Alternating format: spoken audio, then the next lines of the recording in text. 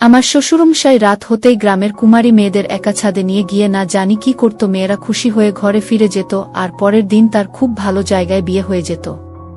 কিন্তু শ্বশুরের মন খারাপ হতো। একদিন এই রহস্য জানার জন্য আমি আগেই ছাদে লুকিয়ে পড়লাম। তারপর আমি যা দেখলাম সেটা দেখে আমার গায়ের লোম খাড়া হয়ে গেল। আমার শ্বশুর নিজের জামাকাপড় খুলল, আর আমার নাম শিল্পা, আমি হাসানপুরের বাসিন্দা। আমার আজকের কাহিনী শুনে আপনাদের হুঁশ উড়ে যাবে। আমার অনেক কম বয়স ছিল আর আমি দেখতেও সুন্দরী ছিলাম।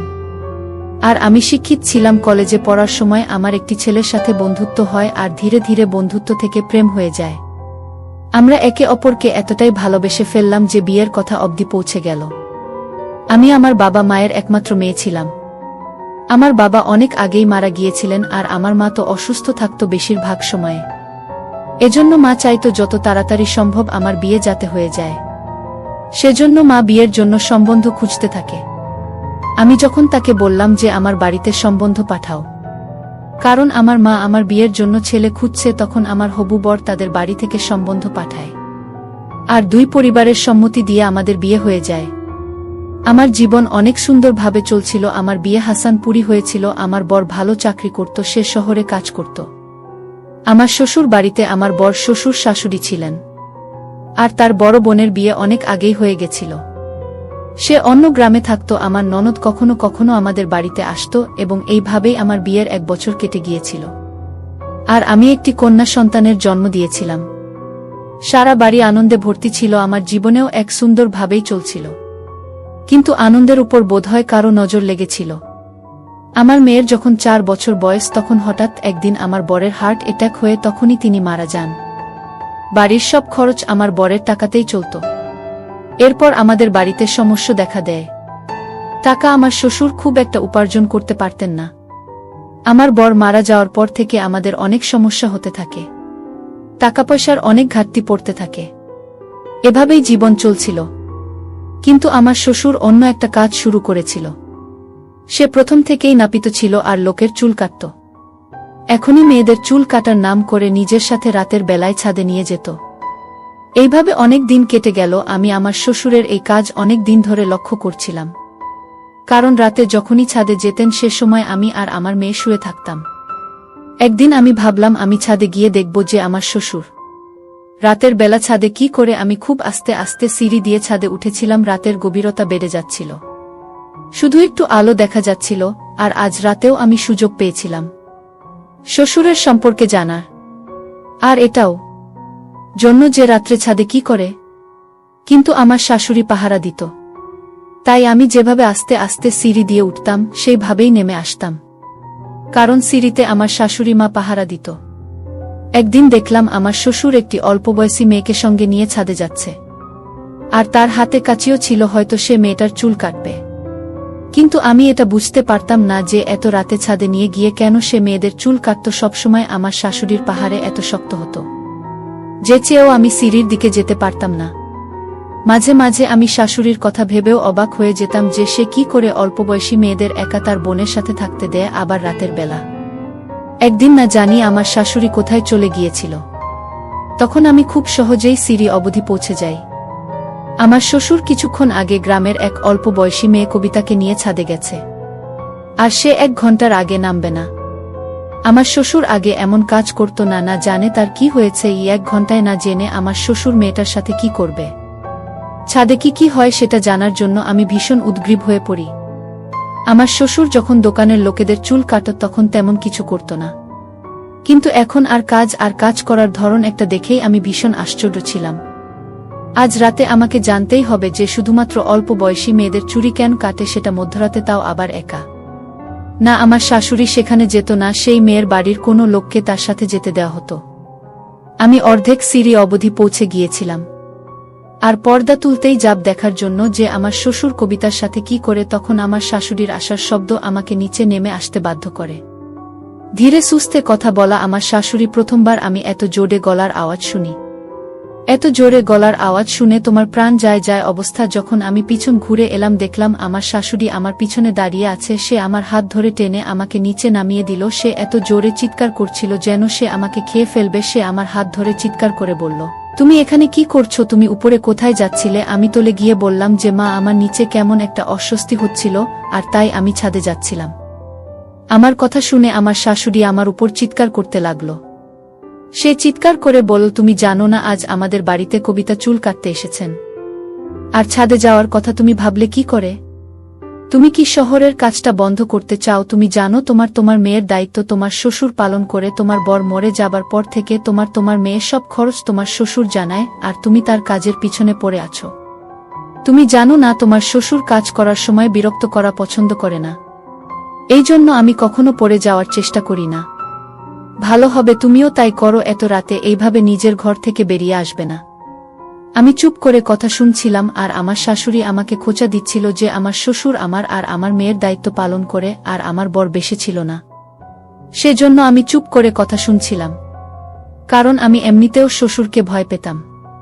আমার বর যখন বেঁচে ছিল তখন আমার শ্বশুরের সাথে কথা কম বলতো, আর এখন আমি আমার শ্বশুরের এই রকম কাজকর্মে ভীষণ চিন্তিত ছিলাম।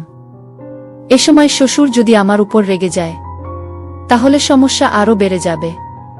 আমি আমার শাশুড়ি থেকে ক্ষমা চেয়ে নিলাম, বললাম আমি আর এমন ভুল করব না। আমার শাশুড়ি বলল, যাও নিজের ঘরে গিয়ে শুয়ে পড়ো, দেখো মেয়েটা উঠে না যায়। আমি ঘরে চলে গেলাম আর ভাবতে লাগলাম শ্বশুর এমন কেন করে। কারণ আগে সে দোকানে সবার সামনে চুল কাটত, আর তার দোকানে অনেক লোকও আসতো না জানি কোনো কারণে। এখন অন্য কোনো ব্যক্তি পছন্দ নয় তার চুল কাটার সময়ে, প্রথমে তো তার কোনো সমস্যা হতো না। এখন সমস্যা কি জানি? এখন তো আমার শ্বশুর এক অন্য ধরনের নাপিত হয়ে গিয়েছিল। আমার শ্বশুর আমার মেয়েকে খুব একটা ভালোবাসত না, কিন্তু আমি দেখতাম অন্য দাদুরা তাদের নাতনিদের অনেক ভালোবাসত। সব সময় বলতো, তোমার বাবা এখন বেঁচে নেই, তাই তুমি আমার দায়িত্ব। আমার মেয়ে সবে 4 বছর বয়স হয়েছিল, তখন থেকে আমার শ্বশুর আমার মেয়ের উপর অনেক নতুন নিয়মকানুন লাগিয়ে দিয়েছিল, যেন আমার মেয়ে যুবতী হয়ে গেছে আমরা তার পারমিশন ছাড়া ঘরের বাইরে যেতাম আর না কোনো বাড়িতে যাওয়ার কথা ভাবতে পারতাম। আমার মেয়েকে স্কুলে উনি নিজেই দিয়ে আসতেন। আমার মাঝে মাঝে আমার শ্বশুরবাড়ির উপর খুব রাগ হতো, মনে হতো কোনো রকমে যদি আমি ঝামেলা থেকে মুক্তি পেতাম, কিন্তু আমি এখান থেকে কখন মুক্তি পাব না। কারণ আমার মা আমার বিয়ে দিয়েছিল আর উনি এখন বেঁচে নেই। বিয়ের আগে থেকেই ওর শরীর খারাপ থাকত। আমার এখন কেউ ছিল না যে তার কাছে গিয়ে মনের দুঃখের কথা বলতে পারি। মাসের মধ্যে 2-3 বার সুর এমন কাজ করত। মেয়েদের চুল ছোট করে দিত, সে আমাদের বাড়ির ছাদে সব করত। বাকি সময় সে ঘরেই থাকত। আর এখন তো দোকানে যাওয়া কমিয়ে দিয়েছিল, সবসময় আমার আর আমার মেয়ের উপর নজর রাখত। যখন থেকে আমার বর মারা গিয়েছেন, কবে থেকে সব দায়িত্ব শ্বশুরের উপরে। এই জন্য সবসময় আমার মেয়ের উপর অধিকার ফলাতো। আমার শ্বশুর শাশুড়ি অনেকদিন আগেই বিয়ে হয়েছে, তবুও শাশুড়ি শ্বশুরকে ভয় পেত। কিন্তু আমি ভীষণ হাসি খুশি ছিলাম। আমি সবসময় শ্বশুরের সঙ্গে কথা বলার চেষ্টা করতাম, কিন্তু তার মেজাজ সবসময় বিগড়ে থাকত। সেজন্য আমি ওনার সাথে বেশি কথা বলতে পারতাম না। কিন্তু আমি আমার শাশুড়ির সাথে কথা বলতাম। আমার শাশুড়ির ওরকম চিৎকার দেখে আমি ভীষণ দুঃখ পেয়েছিলাম। আমার শাশুড়ি আমার শ্বশুরকে ভীষণ ভয় পেতেন। বিয়ের পর থেকে দেখে আসছি উনি কখনো চোখ তুলে কথা বলতো না শ্বশুরের সাথে, এবং তার সব হুকুম মাথা নিচু করে মেনে নিত। আমাদের এক পলকের জন্য আলাদা হতে দিত না। শ্বশুর এই জন্য আমার ছোট্ট মেয়েকে যুবতী মেয়েদের মতো শাসন করত। আমার মেয়েও এখন বুঝতে পারত, কারণ সে বড় হচ্ছিল। সে যখন বুঝতে পারত, কিন্তু এটা বুঝতে পারত না যে তার দাদু কি কাজ করে। মাঝে মাঝে সে আমাকে জিজ্ঞাসা করত, মা, দাদু কেন মেয়েদের চুল কেটে দেয়? আমিও লক্ষ্য করেছি যে আমার শ্বশুর সেই সব মেয়েদের চুল কাটে যারা সবে যুবতী হয়েছে। এই কথা আমাকে চিন্তায় ফেলেছিল, আর আমি এই কথা জানার জন্য অস্থির হয়ে যাচ্ছিলাম। যেমন শ্বশুর আসলে কি করে, আমি ভেবেছিলাম যে আমি একদিন দেখব, কিন্তু তার চুল কাটার ধরন অনেক আলাদা ছিল। কারণ সে মধ্যরাতে মেয়েদের একা ছাদে নিয়ে গিয়ে তাদের চুল কাটত। আমার গ্রামের সবাই জানত যে আমার শ্বশুর যে মেয়েদের চুল কাটে তারা অনেক সুন্দরী হয়ে যায়। আর এইভাবেই দিন কাটতে লাগলো। আমি সত্যের খোঁজ পাচ্ছিলাম না, আর আমার শ্বশুর সারা গ্রামে বিখ্যাত হতে থাকে। শুনেছিলাম আমার শ্বশুর যে মেয়েদের চুল কাটত তার খুব ভালো ঘরে বিয়ে হতো, আর বিয়ের পরে খুব ভালো করে সংসার করত। এই জন্য তাদের মেয়েদের আনন্দের সাথে আমার শ্বশুরের কাছে চুল কাটতে নিয়ে আসতো, যাতে তাদের সংসার ভালো হয়। কিন্তু এই কথা আমি কিছুতেই বুঝতে পারতাম না যে আমার শ্বশুর কোনো মেয়ে চুল কাটলে তার ভাগ্য ভালো হতো কি করে। আবার রাতের বেলা আমি অনেকবার জানার চেষ্টা করেছি কিভাবে চুল কাটিয়ে, কিন্তু কখনো সেই সুযোগ আমি পাইনি। কারণ আমার শ্বশুর যখনই কোনো মেয়ের চুল কাটতে ছাদে নিয়ে যেত তখনই শাশুড়ি সিঁড়ির কাছে পাহারা দিত আর কাউকে সেখানে যেতে দিত না। এদিন পাশের বাড়ির এক মেয়ে যুবতী হয়ে যাওয়ায় তাকে অন্য মেয়েদের মতো চুল কাটতে নিয়ে এলো। আমি এটা ভেবে খুশি ছিলাম যে আমি পরের দিন সকালে উঠে তার বাড়িতে গিয়ে জিজ্ঞেস করব যে রাতে আমার শ্বশুর কিভাবে তার চুল কাটে। পরের দিন যখন আমি লুকিয়ে সেই মেয়ের বাড়ি গেলাম, জিজ্ঞেস করতে গেলাম, মেয়েটা চুপ করে আছে, আর তার মা ও কিছু বলল না। আমার অনেক জিজ্ঞাসা করার পরও কিছুই বলল না। আমি যতক্ষণ ওদের বাড়িতে বসেছিলাম আমি অবাক হলাম এটা দেখে যে এত চুল বলে মেয়েটা একদম শান্ত হয়ে গেছে, আর তার মা আমাকে কিছু বলছিল না। আমি বাড়ি গিয়ে এটাই ভাবছিলাম যে আসলে কি হয়েছে, তা আমাকে কিছু বলল না কেন। এমনকি আমার মেয়ে জিজ্ঞেস করল, মা পাইয়ে দিতে এত চুপ কেন ছিল? তুমি যা জিজ্ঞেস করছিলেন তার কোনো উত্তর কেন দিল না? আমি বললাম যে সে এখন যুবতী হয়ে যাচ্ছে, সে জন্যই হয়তো আমার কথা শুনে চুপ করে বসেছিল, আর তার মাথার চুল কেটে দেওয়া হয়েছে, সেই জন্যই হয়তো আমার মেয়ে আমার কথা শুনে শান্তি পেল, কারণ আমার মেয়ে পায়েলের ছোট বোনের সাথে খেলতে যেত। আজ 15 বছরের মেয়ে অনেক অন্যরকম লাগছিল। আমার মেয়ে বলল হয়তো স্কুলের সবাই তাকে রাখা ছিল, সেই জন্যই হয়তো দুঃখিত ছিল। কিন্তু আমি সত্যি তার চুপ হয়ে যাওয়ার আসল কারণ জানতাম না। আমি অনেকবার কারণ জানতে ছাদে যাওয়ার চেষ্টা করছি, কিন্তু সব সময় আমার শাশুড়ি পাহারায় থাকতো, না হলে আমাকে ধমক দিয়ে ঘরে পাঠিয়ে দিত। আমার মেয়েকে বলতো তুমি দাদুর কাজে বাধা দিও না। আমার মেয়েকে বলতো তোমার বাবার মৃত্যুর পর তোমার দাদুই কিন্তু তোমাকে সাহায্য করেছে, তোমার সব দায়িত্ব নিয়েছে। যদি তোমার দাদু তোমাকে বকে তুমি সহ্য করে নাও, কারণ সেটা আমাদের ভালোর জন্য। শাশুড়ির এই কথাটা আমি কিছুতেই বুঝতে পারছিলাম না। তাছাড়া আমি ভাবতাম আমি একজন বিধবা মেয়ে, আমার মেয়ে আর কেউ নেই। আমার মা বাবাও মরে গেছে, আর গ্রামে আমার কোনো আত্মীয় নেই, যারা আছে তারা শহরে থাকে, কিন্তু তারা আমাদের কোনো খোঁজখবর নেন না। শুধুমাত্র আমার শ্বশুরই ছিল, তিনি সবসময় আমাদের পাশে থাকতেন। আমি আমার মেয়েকে পড়াশোনা করাতে চাইতাম, পড়াশোনা করতে মানুষ করতে চাইতাম। কতদিন এভাবে শ্বশুরের পয়সা চলব? আমি কোনো কাজ করতে পারতাম না, কারণ গ্রামের মহিলাদের কাজ করার অনুমতি দেওয়া হয় না। সেই জন্য আমি চুপ করে আমার মেয়েকে শ্বশুরের পয়সা পড়াশোনা শেখাচ্ছিলাম। আমি আমার মেয়েকে অনেক ভালোবাসতাম। আমার বরের মৃত্যুর পর আমার শাশুড়ি অনেকবার আমার জন্য সম্বন্ধ ঠিক করেছিলেন, কিন্তু আমি মানা করে দিই। এই জন্য আমাকে আমার শ্বশুর শাশুড়ি সব কথা শুনতে হতো। সমস্ত গ্রামবাসী আমার শ্বশুরকে অনেক সম্মান করত, কারণ সে গ্রামের পঞ্চায়েতে যাতায়াত করত। এসব যখন আমি দেখতাম তখন আমারও খুব ভালো লাগত। যদি আমার শ্বশুর আমার পাশে না থাকতো, না জানি আমরা মা মেয়ে কি করতাম, কিভাবে দিন কাটতো আমাদের। আমি শুয়ে শুয়ে এইসব কথাই ভাবতাম। আমার শ্বশুরের কাজে বাধা না দেওয়াই ভালো। আমি সেদিনের পর থেকে ছাদে যাওয়া ছেড়ে দিলাম, আর এটা ভেবে ভয় পেয়েছিলাম যে যদি আমার শাশুড়ি আমার শ্বশুরের কাছে আমার নামে নালিশ করে, তখন আমি আর আমার মেয়ে কোথায় যাব। আমার শ্বশুরের কাজ এভাবেই চলছিল। 15 দিন পর বা মাসে 3 বার কোনো না কোনো মেয়ে যুবতী হয়ে চুপ করে শ্বশুরের সাথে ছাদে চলে যেত, আর আমার শাশুড়ি সিঁড়িতে পাহারা দিত। তারপর 1 ঘন্টা পরে মেয়েটা নিচে নেমে আসত, আর তার অনেক পশুর নিচে নামত, আর তার চেহারা অনেকটা খারাপ দেখতে লাগত। এই কথার ব্যাপারে আমি তখন জানতে পারি যখন আমি জল খাওয়ার জন্য রান্নাঘরে গিয়েছিলাম। তখন আমি আমার শ্বশুরকে সিঁড়ি থেকে নিচে নামতে দেখি, আর তখন ওনার চেহারা উনি খারাপ লাগছিল। আমার মনে হলো আমার শ্বশুর অনেক জোরে জোরে নিঃশ্বাস নিচ্ছিল, এমন মনে হচ্ছিল যে সে অনেক পরিশ্রম করে নিচে নেমে এসেছে। আমার সবসময় কালো রঙের জামা পরে চুল কাটতে যেত, কিন্তু যখন নিচে নামতো তখন সে অন্য জামা পরে থাকতো। যে জামা পরে সে ছাদে যেত, অন্য একটা জামা পরে নিচে নামতো। সে এমনভাবে সিঁড়ি দিয়ে নামতে যেন সে অনেক ক্লান্ত, সে ঠিক করে হাঁটতেও পারত না। আমি একটা জিনিস লক্ষ্য করছিলাম, যখন সে কোনো মেয়ে চুল কাটত তখন সারাদিন নিজেকে ঘরে বন্ধ করে রাখত, আর শাশুড়ি তো সেই ঘরে যাওয়ার অনুমতি ছিল না। এতটাও ক্লান্ত হয়ে যেত যে সারাদিন ঘর থেকে বিরত না। তাকে এমন দেখতে লাগছিল যেন সে মাঠে গিয়ে চাষ করে এসেছে। আমি আমার শ্বশুরকে দেখে লুকিয়ে পড়লাম, আর শ্বশুর নিজের ঘরে চলে গেল। রোজকার মতো একদিন দেখলাম আমার শাশুড়ি ঘরের বাইরে শুয়ে আছে, আর শ্বশুর ঘরের দরজা বন্ধ করে শুয়ে আছে। আমার মেয়ে স্কুলে ছুটি ছিল, তাই তার ঘুম থেকে ওঠার জন্য তারা ছিল না। তখন আমি রাতে রান্নাঘরে গিয়ে দেখলাম আমার শাশুড়ি কাঁদছিলেন। আমি প্রথমবার তাকে কাঁদতে দেখলাম। আমি তখনই তার কাছে গিয়ে জিজ্ঞেস করলাম, মা আপনি কাঁদছেন কেন? আমার কথা শুনে তাড়াতাড়ি আমার শাশুড়ি আঁচল দিয়ে চোখের জল মুছে দিল আর বলল, না বোমা, আমি কোথায় আছি তুমি বলো, তোমার কি লাগবে?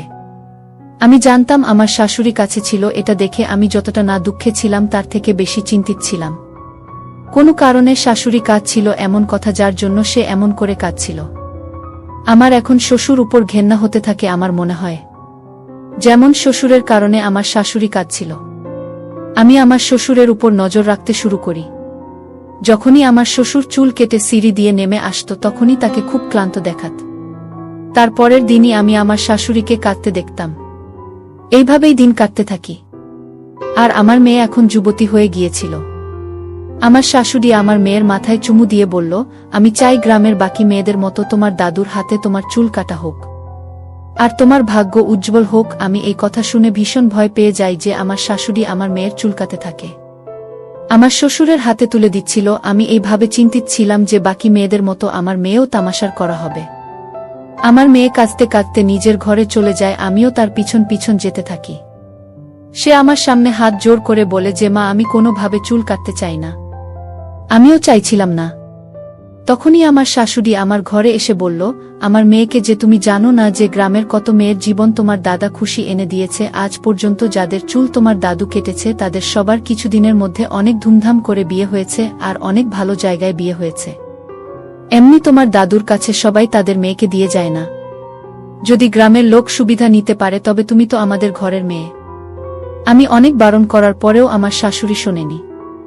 সে আমার শ্বশুরকে ডেকে আর শ্বশুর বলে যে তোমার মেয়ের আজ রাতেই চুল কাটতে হবে। আমার শাশুড়ি হেসে বলে যে এখন আমাদের নাতনির সময় চলে এসেছি, এবার আমাদের নাতনি ধুমধাম করে বিয়ে দেব। বাকি মেয়েদের মতো আমার নাতনি চুলে যদি তোমার হাত পড়ে তাহলে বাকিদের মতো তার ভাগ্য উজ্জ্বল হবে। ইদ্রিসা আমার মেয়েকে আমার শ্বশুরের সাথে ছাদে পাঠিয়ে দিল। আমি অনেক আটকানোর চেষ্টা করেছি, কিন্তু আমার শাশুড়ি জোর করে আমার মেয়েকে ছাদে ছেড়ে দিয়ে চলে আসে।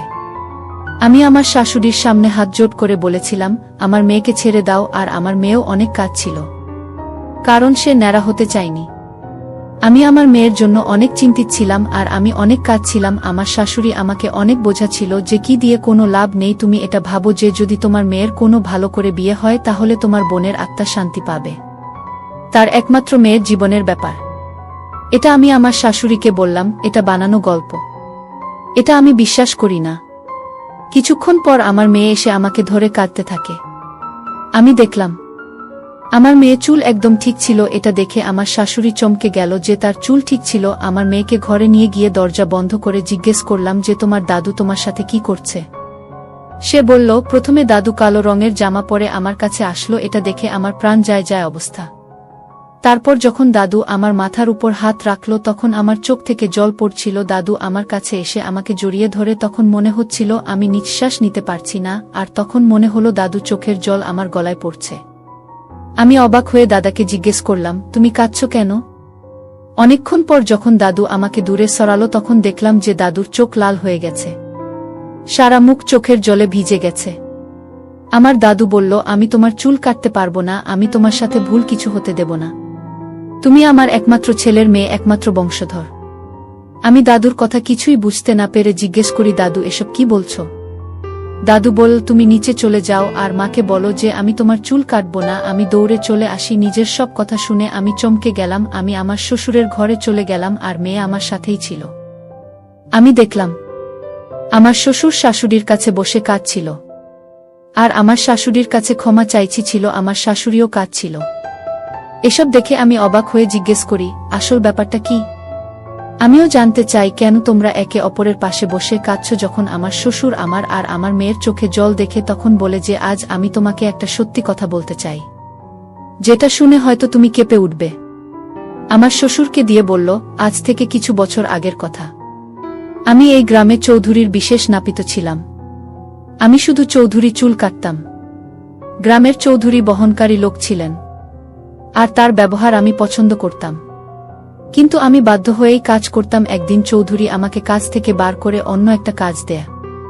যে কাজ আমাকে বলছিল আমি সেই কাজ করতে চাইনি। আমি কাজ ছেড়ে দিই। তারপর আমি গ্রামে আমার দোকান খুলি। যখন আমার ছেলে কাজ করত তখন সমস্যা হতো না, কিন্তু চৌধুরী আমার দোকানে এসে আমাকে বিরক্ত করত, আমাকে ঘুষ দিতে চাইত। কিন্তু আমি কখনো তার নোংরা কাজে সাথ দিতে চাইনি। একদিন আমার ছেলে পৃথিবী থেকে চলে যায়। তখন সব দায়িত্ব আমার উপর এসে পড়ে। চৌধুরী আমাকে অনেক বিরক্ত করত। আমি কখনো ছেলেকে বলতাম না, সে চাইতো যে আমি তার কথা মেনে নিই, সে যা করত আমাকেও রাজি করতে বলতো। কিন্তু আমি কখনো সেটা করতে চাইনি, তাই আমি কাজটা ছেড়ে দিই। যখন আমি নিজের দোকান খুলে সেখানে এসে আমাকে হুমকি দিত। কিন্তু আমার ছেলে ভালো চাকরি করত, তার টাকাতেই ঘর চলত, সেই জন্যই চৌধুরীর কথায় কান দিইনি। কিন্তু আমার ছেলে যখন মরে গেল আর সংসারে যখন অভাব হতে লাগলো, তখন এটা ছাড়া আমার আর কোনো রাস্তা আমি দেখতে পেলাম না। আমি চৌধুরীর সামনে হার মেনে নিই আর তার বলা কথা কাজ করতে থাকি। চৌধুরী সারা গ্রামেই কথা বলল যে আমার হাতে জাদু আছে, আমি 4 চুল কাটি, তার ভবিষ্যৎ উজ্জ্বল হয়ে যায়। এর ফলে চৌধুরী জায়গা জমি বাড়তে থাকে, এই বলে যে আমি তার চুলে হাত দিয়েছি জন্য গ্রামের লোক অশিক্ষিত ছিল। আর সবাই চৌধুরীর কথা জানত, তারা বিশ্বাস করেনি তার কথা। চৌধুরী গ্রামেই কথা বলে দিল যে আমি যে যুবতী মেয়ে চুলকাঠি তার ভাগ্য বদলে যায়। আমি এটা বুঝতে পারছিলাম না যে চৌধুরী সাহেব এসব আমাকে দিয়ে কেন করাচ্ছে। চৌধুরী সাহেব আমাকে অনেক টাকা দিয়ে বলেছিল গ্রামে যুবতী মেয়েদের চুল কাটতে। নিজের ঘরের সমস্যা দেখে আমি কাজ করতে শুরু করি। তাহলে এটা কোনো খারাপ কাজ নয়। গ্রামে নতুন যুবতীরা যখন আমার কাছে সে চুল কাটে, তখন তার ভাগ্য উজ্জ্বল হয়ে যায়। এই জন্য রাতে আমি মেয়েদের চুল কাটতে থাকি, আর এর জন্য চৌধুরী সাহেব আমাকে অনেক টাকা দেয়। কয়েক বছর পর্যন্ত এই রকমই চলতে থাকে। তারপর একদিন তোমার শাশুড়ি বলল, তুমি জানো যাদের তুমি চুল কাটবো তাদের সাথে চৌধুরী সাহেব কি খেলা খেলে। আর এটা শুধু আমার লোম খাড়া হয়ে যায়। আর এখন আমি চৌধুরী নোংরা কাজে পুরোপুরি জড়িয়ে পড়েছিলাম, আর আমি চেয়েও নিজেকে বাঁচাতে পারিনি। আজ পর্যন্ত আমি তার প্রত্যেকটা নোংরা কাজের শিকার হয়েছি। তোমার শাশুড়িকে এই ব্যাপারে চৌধুরীর বাড়ির কোনো কাজের লোক বলেছিল, আর তোমার শাশুড়ি আমাকে বলেন আমি খুব আফসোস করছিলাম যে আমি কি ভুল কাজ চাই না করেছি। চৌধুরী সাহেবের এত বছর হয়ে যাওয়ার পরও সে নতুন নতুন মেয়েদের দিয়ে নিজের চাহিদা মেটাত, কিন্তু গ্রামেই কথা লুকানো ছিল। আর সে সারা গ্রামে এই কথা রটিয়েছিল যে আমার কাছে চুল কাটলে সেই মেয়ের ভাগ্য উজ্জ্বল হয়ে যায়। চৌধুরী সাহেব ঠিক খবর পেয়ে যেত যে গ্রামের কোনো মেয়ে যুবতী হয়েছে, আর তখনই চৌধুরী কোনো না কোনো কারণে নিজের চাহিদা মেটাতে নিজের বাড়িতে ডেকে নিত গ্রামের সব যুবতী মেয়ে। চৌধুরীর এই নোংরা কাজের শিকার হতো। এখন আমি এই কাজ খুব বাজেভাবে ফেঁসে গিয়েছিলাম। চৌধুরী সাহেব আমাকে হুমকি দিয়েছিল যে আমি যদি কাউকে বলার চেষ্টা করি তবে আমাকে ছেড়ে দেবে না, বরং আমার উপর কোনো দোষ দিয়ে আমাকে বদনাম করে দেবে। এই জন্য আমি কখনোই কাজ ছাড়তে পারিনি। আর আমি কখনো আমার বাড়ির কাউকে একলা কোথাও যেতে দিই না। চৌধুরী নজর খুব খারাপ ছিল। আর যারা ছিল তোমার শাশুড়ি খুব ভালো করে জানত যে যাদের আমি চুল কাটি তাদের সাথে চৌধুরী সাহেব কি করে, সেজন্য সে কাঁদত। আর আমি অনেকক্ষণ বাদে নিচে নেমে আসতাম, কারণ আমি নোংরা কাজে জড়াতে চাইনি। কিন্তু আমার অসহায়তা আমাকে এই কাজ করতে বাধ্য করে। চৌধুরী সাহেব একটা কালো জামা দিয়ে বলেছিল, তুমি চুল কাটার সময় জামা পরে যাবে যাতে মনে হবে তুমি কিছু বিশেষ কাজ করো যার জন্য মেয়েদের জীবন পাল্টে যায়। আর কিছুদিন পর চৌধুরী সাহেব নিজের চাহিদা মেটাতে সেই মেয়েকে নিজের কোনো চাকরের সাথে বিয়ে দিয়ে দেয়। সেই চাকরকে অনেক টাকা দেয় যাতে মেয়েটা জীবন শুধরে যায়। চৌধুরী সাহেবের টাকার কোনো কমতি ছিল না, সেজন্য সে টাকার বিনিময়ে যা ইচ্ছে করত। আর আমি তার হাতের পুতুল ছিলাম। আমি চাইনি যা আমার নাতনি চুল কেটে তার কাছে খবর দিতে জামা নাতনি যুবতী হয়ে গেছে, কারণ আমি জানি আমার নাকি এর হাত থেকে রক্ষা পাবে না। আমার শ্বশুরের কথা শুনে আমি আর আমার মেয়ে কাঁদতে শুরু করলাম। আমরা তো এসব বিষয়ে কিছুই জানতাম না। আমি শহর থেকে বিয়ে করে এখানে এসেছিলাম, আর আমার বর আর শ্বশুর আমাকে কখনো একা বাড়ি থেকে বেরোতে দিত না। এই জন্য গ্রামে কি হতো সেটা আমি কিছুই জানতাম না। তো চৌধুরী সাহেবের ব্যাপারে কি করে জানব? আমার তো খারাপ লাগতো যে আমার শ্বশুর সবসময় আমার মেয়েকে নিয়ে এরকম নিয়মের মধ্যে রাখত। এখন বুঝতে পারছিলাম যে আমার শ্বশুর আমার মেয়েকে কত ভালোবাসে, যে চৌধুরী সাহেবের থেকে বাঁচানোর জন্য এত চেষ্টা করছিল। আমার শ্বশুর আমাকে কথা দিয়েছিল যে সে তার নাতনি সম্মানের উপর কোনো আঁচ আসতে দেবে না, আর কোনো মেয়ের সম্মান নষ্ট হওয়ার কারণ হবে না। আমার শ্বশুর বলল, সংসার যতই অভাব আসুক সে আর এমন নোংরা কাজ করবে না। আমার শ্বশুর আমাকে বলল, জামাকাপড় গুছিয়ে নাও, আমরা এই গ্রাম ছেড়ে চলে যাব। আর যাওয়ার সময় গ্রামের মাস্টারকে একটা চিঠি লিখে দিয়ে যাব, যেখানে সমস্ত সত্যি ঘটনা থাকবে। গ্রামের মাস্টার বস্তার মানুষ ছিলেন, সে আস্তে আস্তে সমস্ত গ্রামবাসীদের বুঝিয়ে বলবে। আর এই নোংরা কাজ চিরদিনের জন্য বন্ধ হয়ে যাবে। আমরা জানতাম না যে আমরা কোথায় যাব। আমার শ্বশুর পা বাড়ায়। আমি বিশ্বাসী ছিলাম যে ভগবান আমাদের ঠিক সাহায্য করবে। যাওয়ার সময় আমার শ্বশুরের কথামতো মাস্টারকে সব কথা চিঠিতে লিখে দিয়ে যান, যাতে আমরা চলে যাওয়ার পর কোনো গ্রামবাসী চৌধুরী সাহেবের কথায় না ফেসে যায়, যাতে আর অন্য কোনো মেয়ের চুল কেটে বা অন্য কিছু করেও চৌধুরীর কাছে খবর না পৌঁছায় যে সেই মেয়েটি যুবতী হয়ে গেছে আর তার চাহিদা মেটাতে সক্ষম হয়েছে। আমার এখনো মনে আছে, যখন কোনো মেয়ে যুবতী হওয়া চুল কাটত, তার কিছুদিন পর সে চুপ থাকত। আমি ভাবতাম চুল কেটে নেওয়ার জন্য সে চিন্তিত থাকত, কিন্তু সত্যি তো এটা যে সে চৌধুরী সাহেবের চাহিদা মেটানোর শিকার হয়েছে। আমার শ্বশুর, যাকে আমি এত ভুল ভাবতাম, সে আসলে তো একটা নোংরা চক্রান্তের শিকার হয়েছে। আমরা যখন গ্রাম ছেড়ে যাচ্ছিলাম, তখন আমার শ্বশুরের মুখে ভীষণ শান্তি ছিল। আজও গ্রামে এমন অনেক চৌধুরী সাহেব আছে যারা এই নোংরা কাজে জড়িয়ে আছে, আর সহজ সরল মানুষ তাদের এই কাজের ব্যাপারে জানতে পারে না। শহরের মানুষের দরকার যে গ্রামের মানুষের পড়াশোনার ব্যাপারে নজর দেওয়া, যাতে সহজ সরল মানুষগুলো এরকম নোংরা কাজ থেকে নিজেরাই বাঁচাতে পারে। আমরা চৌধুরী সাহেবের থেকে যত পয়সা পেয়েছিলাম সেটা নিয়ে আমরা শহরে চলে আসি এবং এখানে থাকতে শুরু করি। এখানে থাকতে অনেক সমস্যা হচ্ছিল, কারণ নতুন নতুন আমরা শহরে এসেছিলাম। আমরা গ্রামের লোক ছিলাম, তাই আরও সমস্যা হচ্ছিল। আমার শ্বশুর শহরে এসে একটা বাড়ি কিনেছিল, বাড়িতে ছোট ছিল, তবু আমাদের খুব ভালোভাবেই চলে যাচ্ছিল। আমার মেয়ে এখন যুবতী হয়ে গেছে আর সে পড়াশোনা করছে, পাশাপাশি ছোট বাচ্চাদের টিউশনও পড়ায়। আমিও চাকরি করি, কারণ আমি শিক্ষিত ছিলাম, তাই সহজেই চাকরি পেয়ে যাই। আমার শাশুড়িও খুব ভালো সেলাই করতেন, তাই তিনি সেলাই করতে লাগলেন। এভাবে আমাদের ঘর চলতে থাকে। এখন জীবন খুব ভালোভাবে চলছিল, কোনো সমস্যা ছিল না। আর আমার শ্বশুর এখন অনেক শান্তিতে আছেন, আর আমার মেয়ের উপর কোনো নিয়ম তিনি চালান না। শহরে আসার পর আমাদের জীবন একদম বদলে যায় না। জানে চৌধুরী সাহেবের কি হলো, কিন্তু আমার বিশ্বাস নিশ্চয়ই মাস্টার তার উপর কোনো অ্যাকশন নিয়েছিল। আমরা গরিব মানুষ, গ্রামে থেকে চৌধুরীর বিপক্ষে কথা বলে সে আমাদের ছাড়ত না। বন্ধুরা, আজকের ভিডিওতে এখানেই শেষ করলাম। অনেক কষ্ট করে ভিডিওটি আপনাদের জন্য বানিয়েছি। যদি ভিডিওটি আপনাদের ভালো লেগে থাকে তাহলে একটা লাইক করবেন এবং চ্যানেলটি সাবস্ক্রাইব করবেন। এই আশা ব্যক্ত রেখে আপনাদের কাছ থেকে বিদায় নিচ্ছি। আমি দেখা হবে আগামীকালের নতুন কোনো ভিডিওতে। সে পর্যন্ত সবাই ভালো থাকুন, সুস্থ থাকুন। ধন্যবাদ।